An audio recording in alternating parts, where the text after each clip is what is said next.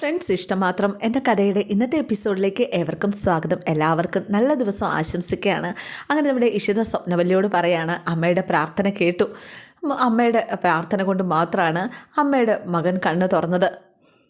എൻ്റെ പഴനിമല ആണ്ടവാന്നും പറഞ്ഞ് ഇനിയൊരു പേടിയും വേണ്ടമ്മേ, ഞാൻ കുറച്ച് കഴിഞ്ഞ് വിളിക്കാം. ആ ശരി മോളെ എന്നും പറഞ്ഞ് കോള് കട്ട് ചെയ്തു കേട്ടോ. ഈ വിഷമത്തിലും ഇഷിതയുടെ മനസ്സിലേക്ക് ആ മോളെ എന്നുള്ള വിളി അങ്ങോട്ട് ഭയങ്കര സന്തോഷത്തോടു കൂടിയാണ്, പുഞ്ചിരിയോട് കൂടിയിട്ട് ഇങ്ങനെ കരഞ്ഞിട്ടും പുഞ്ചിരിച്ചുകൊണ്ട് ഇങ്ങനെ നിൽക്കുകയാണ് സന്തോഷം കൊണ്ട്. ഇതേ സമയം നമ്മുടെ രചന മനസ്സിലോർക്കുക, അവൾ ആഹ്ലാദിക്കുക, അവൾക്ക് ഞാൻ വെച്ച് കെണിയാണെന്ന് അവൾക്ക് അറിയത്തില്ല. ഇതേ സമയം ഉണ്ടല്ലോ നമ്മുടെ സ്വപ്നവല്ലിയാണെ പറയാണ്, രാമ അവൾ പറഞ്ഞത് കേട്ടോ, അവൾ അമ്മയുടെ പ്രാർത്ഥന ഫലിച്ചു എന്ന്. അമ്മ എപ്പോഴും പളനി മുരുകനെ വിളിക്കണ കാര്യം അവൾക്കറിയാലോ. മഹേഷിന് തിരിച്ചു കിട്ടുക തന്നെ നമ്മുടെ ഭാഗ്യം. എന്തായാലും അവസാന നിമിഷം വരെയും ദൈവം പരീക്ഷിച്ചെങ്കിലും അവനെ തിരിച്ചു തന്നല്ലോ. നിൻ്റെ പ്രാർത്ഥനയാണോ മറ്റാരുടെയെങ്കിലും പ്രാർത്ഥനയാണോ, എന്തായാലും അവനെ ഉണർത്തിയ ശക്തി ദൈവം തന്നെയാണ്. മൃത്യുഞ്ജയ ഹോമം കഴിഞ്ഞ ഉടനെ തിരുമേനി പറഞ്ഞത് അച്ചട്ടായി. രാമ വന്നെന്നെ പേടിപ്പിച്ചു കളയുമല്ലേ ചെയ്തത്. അയ്യോ, ചിപ്പിമോള് വരാറായി, സ്കൂൾ ബസ് വരാറായി, മഞ്ജിമയെ ഒന്ന് വിളിച്ചോണ്ട് വരാവോ. അങ്ങനെ മഞ്ജിമ വിളിക്കാനായിട്ട് പോവാണ്.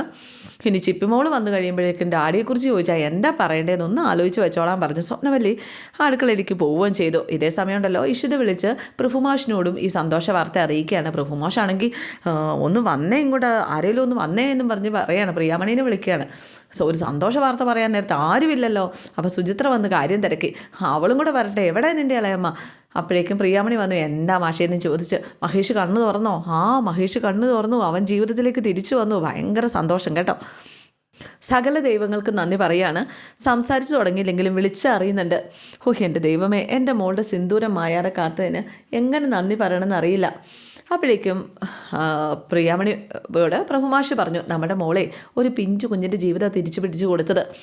അപ്പോൾ പിന്നെ ദൈവത്തിന് ക്രൂരത കാണിക്കാൻ പറ്റുമോ? അതായിരുന്നു എൻ്റെ വിശ്വാസം. സുചിത്ര പറഞ്ഞു, മഹേഷേട്ടൻ എന്തെങ്കിലും സംഭവിച്ചിരുന്നെങ്കിൽ ഞാൻ ഈ ജന്മദൈവത്തിൽ വിശ്വസിക്കത്തില്ലായിരുന്നു. ഞാനൊന്ന് ഇഷിതേച്ചി വിളിക്കട്ടെ എന്നും പറഞ്ഞ് സുചിത്ര അങ്ങ് പോയി. എൻ്റെ ഭഗവാനോട് ഞാൻ നന്ദി പറയട്ടെ മാഷെ, നമ്മുടെ മോളുടെ ജീവിതത്തിലേക്ക് വീണ്ടും ഒരു വെളിച്ചം വീണിരിക്കുന്നു. ആഗ്രഹം സഫലീകരണത്തിന് ശേഷമുള്ള പ്രാർത്ഥന, മനസ്സ് നിറയ്ക്കുന്ന അനുഭവം, അത് വേറെയില്ല. വാ മാഷെ, ദീപം തെളിയിക്കുമ്പോഴേക്കും മാഷം വന്നോട്ടോ എന്ന് പറഞ്ഞുകൊണ്ട് പ്രിയാമണി അങ്ങ് പോവുകയാണ്. ഇതേസമയം മഞ്ജിമ കയറി വന്നിട്ട് അമ്മയെന്ന് പറഞ്ഞ് വിളിക്കുക. നീ ഇതെന്താ നിലവിളിക്കുന്നത്? എന്താ പ്രശ്നം? അതെ, സ്കൂൾ ബസ്സിൽ ചിപ്പി ഇല്ലായിരുന്നു. നീ എന്താ ഈ പറയുന്നത്? സ്കൂൾ ബസ് വന്നോ? ബസ് വരുന്നത് വരെ കാത്തിരിക്കാതെ നീ ഇങ്ങ് പോന്നോ? എല്ലാവരും കൂടി എന്നെ കുറ്റപ്പെടുത്തല്ലേ. സ്കൂൾ ബസ് വന്നു. സ്കൂൾ ബസ്സിൽ ആയയോട് ഞാൻ തിരക്കി. സ്കൂൾ ബസ്സിൽ അവൾ കയറിയില്ലെന്നാണ് ഡ്രൈവറും ആയയും പറഞ്ഞത്. ആ ചിപ്പിയെ കണ്ടില്ലെന്ന് ആ ബസ്സിലുണ്ടായിരുന്ന മുഴുവൻ കുട്ടികളും പറഞ്ഞു. ഈശ്വര, ഇത് പരീക്ഷണം കഴിഞ്ഞപ്പോൾ അടുത്തതായോ? അവൾ പിന്നെ ഇത് എങ്ങോട്ടാണ് പോയത്? അവളെ ഇനിയിപ്പോൾ എവിടെ പോയി അന്വേഷിക്കാനാ? ഇഷിത കൂട്ടിക്കൊണ്ട് വരുമെന്ന് കരുതി സ്കൂൾ ബസ്സിൽ കയറാതെ നിൽക്കുമായിരിക്കുമോ? അതിന് സ്കൂൾ ബസ് വന്ന നിഷിത പറഞ്ഞതാണല്ലോ രാവിലെ. അപ്പോൾ മഞ്ജിമ പറഞ്ഞു, എൻ്റെ സംശയം മറ്റൊന്നാ. സ്കൂളിൽ വെച്ച് മഹേഷിൻ്റെ കാര്യം അവളോട് ആരെങ്കിലും പറഞ്ഞു കാണുമോ? ഹോസ്പിറ്റൽ ഏതാണെന്നറിയാതെ അവൾ ഡാഡിയെ തേടി പോയതായിക്കൂടെ? അങ്ങനെയാകാലോ. ബസ്സിൽ വരുന്ന കുട്ടികൾ ആരും അവളെ കണ്ടിട്ടില്ല. രാമ, എവിടെയുണ്ടെങ്കിലും നമ്മുടെ കുഞ്ഞിനെ നമുക്ക് കണ്ടുപിടിച്ചേ പറ്റുള്ളൂ. അച്ഛനൊട്ടും വൈകാതെ ഇഷിതയെ വിളിച്ച് കാര്യം പറ. സ്കൂൾ പ്രിൻസിപ്പളിനെ വിളിക്കുക, എത്രയും പെട്ടെന്ന് എന്തെങ്കിലും ചെയ്യുക എന്നൊക്കെ മഞ്ജിമ ഇങ്ങനെ പറയാണ്. അങ്ങനെ രാമനാഥൻ ഇഷിതയെ വിളിക്കുകയാണ്. ഇഷിത ഐസിന് മുമ്പിൽ ഇങ്ങനെ ഇരിക്കുകയാണ് കേട്ടോ.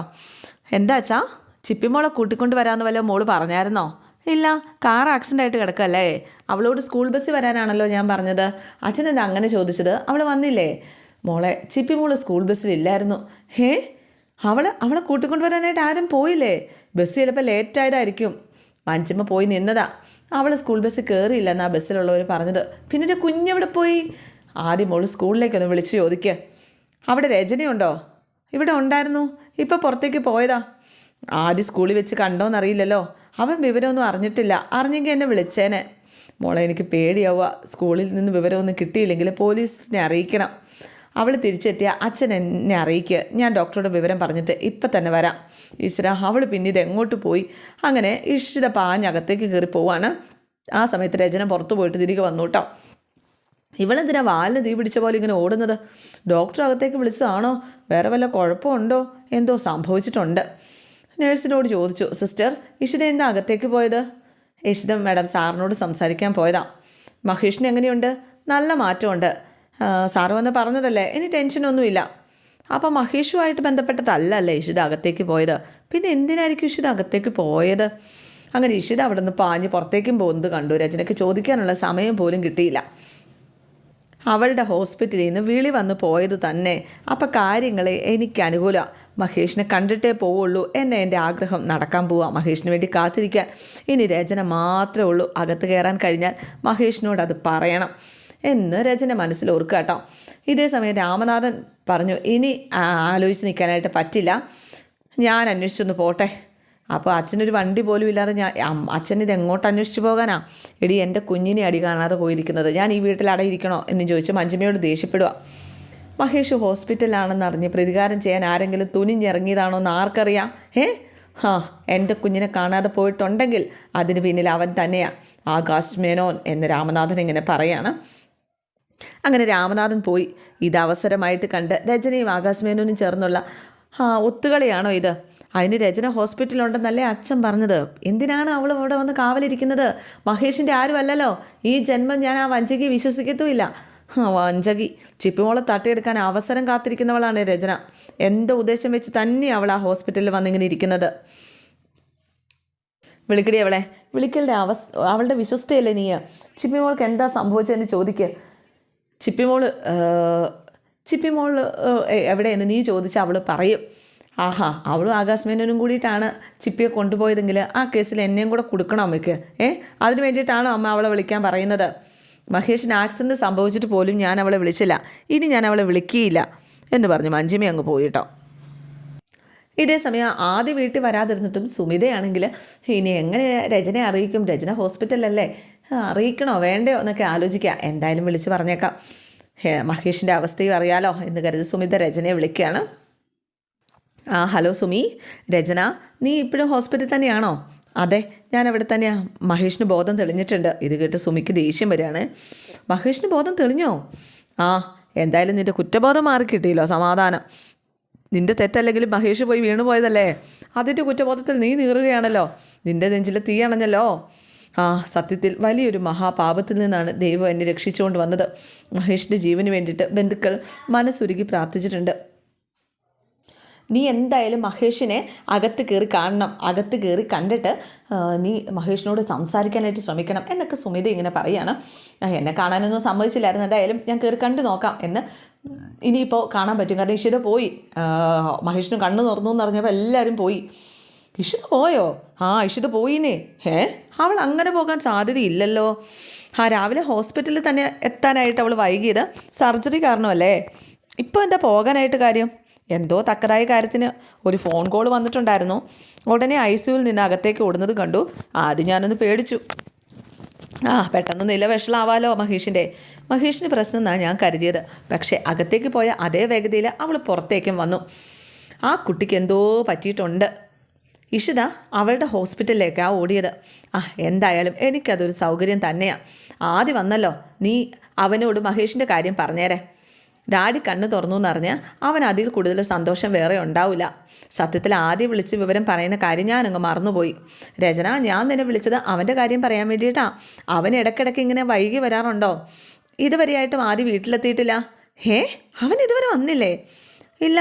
അവൻ സ്കൗട്ടിലോ മ്യൂസിക് ക്ലബിലോ വല്ലതും ചേർന്നിട്ടുണ്ടോ? അതുകൊണ്ടായിരിക്കും. ഇല്ല, അവനെന്തെങ്കിലും ചേർന്നിട്ടില്ല. നീ ടെൻഷൻ അവനൊരു ആൺകുട്ടിയല്ലേ, സ്കൂൾ ബസ് താമസിക്കുന്നതായിരിക്കും. എന്തായാലും കുറച്ച് സമയം കൂടി ഞാൻ നോക്കാം. ആദ്യം അപ്പോഴും എത്തിയില്ലെങ്കിൽ ഞാൻ നിന്നെ വിളിക്കാം. ശരി എന്ന് പറഞ്ഞുകൊണ്ട് മഹേഷ് രക്ഷപ്പെട്ടു. ജസ്റ്റ് മിസ് എന്ന് സുമിത. രചന കോള് കട്ട് ചെയ്തു കേട്ടോ. ദൈവമേ, സ്കൂൾ വിട്ടിട്ട് ആദ്യം ഇതെവിടെയാണ്? മണിക്കൂറുകൾ കഴിഞ്ഞല്ലോ. ഈ നേരമായിട്ട് അവൻ എന്താ വീട്ടിലെത്താത്തത്? സ്കൂൾ ബസ് ലേറ്റ് ആവുകയാണെങ്കിൽ പറയുന്നതാണല്ലോ ബസ്സിലുള്ളവർ. ബസ് കറക്റ്റ് സമയത്ത് പോയിട്ടുണ്ടാവുമല്ലോ. ഇതെന്താണെന്ന് ആർക്കറിയാം? ആകാശിൻ്റെ വാക്കുകൾ എനിക്ക് പോലും താങ്ങാനായില്ല. പിന്നെ എങ്ങനെയാ ആദിക്ക് താങ്ങാനാവുക? ഇനി അവൻ സ്കൂളിൽ പോകാതെ വേറെ എങ്ങോട്ടേലും പോയോ? എൻ്റെ ദൈവമേ, ഇനി മോൻ എവിടെയാണ് പോയത്? അങ്ങനെ ഇഷിത പാഞ്ഞതുപോലെ തന്നെ നമ്മുടെ രചനയും പാഞ്ഞു പോയിട്ടുണ്ട്. സുമിത വിളിച്ചിട്ട് പറയാണ്, മഹേഷിന് ബോധം വീണിട്ടുണ്ട്, റിക്കവർ ചെയ്യാൻ കാലതാമസം എടുക്കും, ഉടനെ ഒരു തിരിച്ചു വരവിനൊന്നും സാധ്യതയില്ല. പുള്ളിക്കാരിയുടെ മേടത്തെ വിളിച്ച് പറയുകയാണ്. നമ്മുടെ കമ്പനിക്ക് ഭാഗ്യം കൊണ്ട് വന്നു ചേർന്ന അവസരമായിട്ട് മാഡം കാണണം. ആക്സിഡൻറ്റ് പിന്നിലെ ചില അന്തർനാടകങ്ങളൊക്കെ നടന്നിട്ടുണ്ട്. നാട്ടിലൊരു പഴഞ്ചൊല്ലുണ്ട്, മാഡം മുംബൈയിൽ ചേക്കേറിയിട്ട് വർഷം 50 കഴിഞ്ഞില്ലേ, എന്നാലും ഞാൻ പറയാം, ചക്കിന് വെച്ചത് കൊക്കിന് കൊണ്ടുവന്ന്. അതാണ് മാഡം സംഭവിച്ചത്. പഴഞ്ചൊല്ലും മറന്നിട്ടില്ലല്ലേ മാഡം? ഞാൻ കൃത്യസമയത്ത് റൂട്ട് പിടിച്ച് തന്നെ മഹേഷ്നാഥൻ്റെ മുൻ ഭാര്യയുടെ അടുത്തെത്തിയത്. അതുകൊണ്ട് നേട്ടം ഉണ്ടായി. എല്ലാം ഞാൻ വിശദമായിട്ട് പറയാം. മഹേഷിൻ്റെ ഇനിയുള്ള അവസ്ഥ അറിഞ്ഞിട്ടേ ഞാൻ താമസം മാറുന്നുള്ളൂ. ഇനി എനിക്ക് രചനയെ കൊണ്ട് ഒരു പ്രയോജനവും. ആ സമയത്ത് രചന വരുന്നത് കണ്ടിട്ട് കോള് കട്ട് ചെയ്തു കേട്ടോ. രചന വന്നിട്ട്, ആദ്യം എവിടെ? നീ ടെൻഷൻ ആവല്ലേ, പിന്നെ സ്കൂൾ വിട്ടിട്ട് 2 മണിക്കൂർ കഴിഞ്ഞു. അവനങ്ങനെ കറങ്ങി നടക്കുന്ന കുട്ടിയൊന്നും അല്ല. നിന്നെ വിളിച്ചിട്ട് കിട്ടിയോ ഇല്ല. അതെന്നെ ഡയറക്ടർ വിളിച്ചു. അന്നേരം ഞാൻ സംസാരിക്കുകയായിരുന്നു. ഒഫീഷ്യലല്ലേ, എങ്ങനെ കട്ട് ചെയ്യും? ഒരുവിധം ഞാൻ സംസാരം അവസാനിപ്പിച്ചതേ ഉള്ളൂ. അല്ല, നീ സ്കൂളിലേക്കൊന്ന് വിളിച്ചേ. വരുന്ന വഴി ഞാൻ വിളിച്ചു. കുട്ടികളൊക്കെ പോയിന്ന് പ്രിൻസിപ്പൾ പറഞ്ഞു. അന്വേഷിച്ച് പറയാമെന്ന് പറഞ്ഞു. ബസ് ഡ്രൈവർ വിളിച്ചിട്ട് കിട്ടുന്നുമില്ല. അയാൾ എപ്പോഴേ ഡ്യൂട്ടി കഴിഞ്ഞ് പോയിട്ടുണ്ടാകും. എന്ത് ചെയ്യണമെന്ന് എനിക്കൊരു രൂപമില്ല. നീ ആകാശിനെ വിളിച്ചോ? ആകാശ് വന്നുകൊണ്ടിരിക്കുക. മഹേഷ് രക്ഷപ്പെട്ടതിൻ്റെ നിരാശയില്ല. ആകാശ് ഇനി ചിപ്പിമോളുടെ കൂടെ പോയി കാണുമോ? ഇല്ല, എന്നോട് പറയാതെ അവൻ പോവില്ല. അവനെ ഞാൻ വിളിക്കാറില്ലല്ലോ, അതുകൊണ്ട് പറയൂ, അവൻ എന്നെ അറിയിക്കാതെ പോവില്ല. അപ്പോഴേക്ക് ആകാശ് വന്നു. ആകാശ് ആദ്യം ഇതുവരെ എത്തിയില്ല.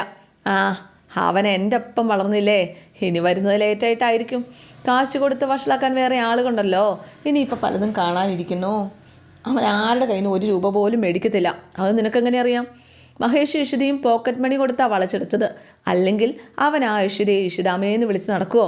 മനസ്സിനായ സാമാന്യ ബുദ്ധിയെങ്കിലും വേണം. നിങ്ങൾ സംസാരിച്ച് നേരം കളയാതെ ചെല്ല്, പോയി അന്വേഷിക്കുക എന്ന് സുമി പറഞ്ഞപ്പം അവനെ എൻ്റെ കൺട്രോളിലായിരുന്നപ്പോൾ അനുസരണയുണ്ടായിരുന്നു. ഒരു മകന് കൊടുക്കുന്ന വിലയാണ് ഞാൻ അവന് കൊടുത്തിരുന്നത്. ഇല്ലെന്ന് ഇവള് പറയട്ടെ. മഹേഷ് ഇഷിതയെ രംഗത്തിറക്കിയതോടെ അവൻ കൈവിട്ടു പോയി. പിന്നെ ഞാൻ ശത്രുവായി. നിനക്ക് ഞാൻ മുന്നറിയിപ്പ് തന്നതാ, നീ അതും കേട്ടില്ല. എന്തായാലും ഇന്നത്തെ എപ്പിസോഡ് ഇവിടെ അവസാനിക്കുകയാണ്. എല്ലാവർക്കും ഇഷ്ടമായെന്ന് വിചാരിക്കുന്നു. C okay, thank you.